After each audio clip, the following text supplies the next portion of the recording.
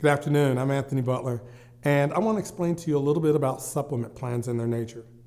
The supplement plans here in the continental United States are standardized. They are uniformed and are governed by CMS, which means that a supplement plan from any carrier are all going to work the same. If you're a Plan F, you have to meet the standards to meet a Plan F.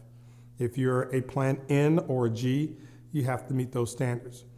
So despite the label on the plans and the price, they all still function the same.